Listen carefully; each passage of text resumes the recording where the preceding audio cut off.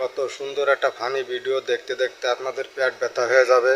আপনারা এটা দেখবেন ভাই, ভালো লাগলে একটা কমেন্ট, একটা শেয়ার, একটা লাইক করে দেবেন। আপনার বউ গোসল করতে গেছে আর আপনি ওই বউয়ের উপরে নজরদারি করতে আপনি বাইরে পাঠাচ্ছেন। কোন হাজবেন্ডের পক্ষে এটা সম্ভব? আপনি অসম্ভব কাজটা করছেন। আরে বেটা, তোর যদি নজর রাখতেই হয় তুই নিজে যা রাখ, নিজে পাহারা দে, তুই বাইরে পাঠাচ্ছিস কেলে? এতটুকু কমন সেন্স নাই আপনার? এটা কোনো হাজবেন্ডের পক্ষে সম্ভব না, কোনো ধরনের হাজবেন্ডের পক্ষে সম্ভব না, এটা মানতাছি। আমার বুঝালই, হ্যাঁ, আমি তোমার দেখলাম যে বালতি ভর্তি কাপড় চোপড় লইয়া তুমি যাইতেছো পুষ্করণী দিকে। আমি তো মনে করছি যে তুমি এই কাপড় চোপড় ধুইবা। কাপড় চোপড় ধোনের পরে মাইসে নিজেরও দোয়, আর এটা নিয়ে কয় গোসল। নিজেরও ধুইবা তো সেটা বলবা না।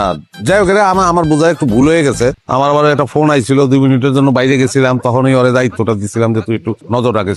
এই হ্যাঁ, তোর কইছি নজর রাখতে, তোর গোসল দেখতে কইছি। ভাই ভাই বিশ্বাস করুন, আমি কিছু দেই নাই। আমি তো গোসলে না নেই নাই, তার আগে আমি ধরা পড়ে গেছি। ধরা পড়ে গেছো, তার মানে তো তোর নিয়ত খারাপ ছিল। হ্যাঁ, তোর তো গোসল দাঁড়ানোর ইচ্ছাটা ছিল তোর আজকে।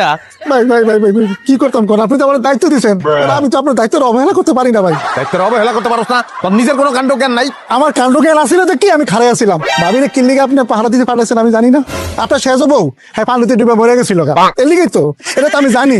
এখন ভাই আপনি কোন ভাবি সাঁতার জানি কি জানেন ওটা তো আমি জানি না। আল্লাহর কসম কেটে করতেছি ভাই, আমি সরল মনে সাদা মনে খাড়াই আসছিলাম, আমি কিছু দেখি নাই। আর এইটা আপনি ভালো করে জানেন, ভাবির আমি মায়ের মতন দেখি। মায়ের মতন দেওয়া শোনে অধিকাংশ শুন গেছে তোর পাইকা, তুই দেওয়া মায়ের মতন। ওরা 5 লক্ষ হিসেবে নিবে তুমি? হ্যাঁ, তুই যতই সাদা মনে কাজটা করে থাকো, নিজের অস্তিত্ব রক্ষার্থে আমার কিছু করার নেই, তোর এখন বানাইতে হইব আমার। কি করতেছেন?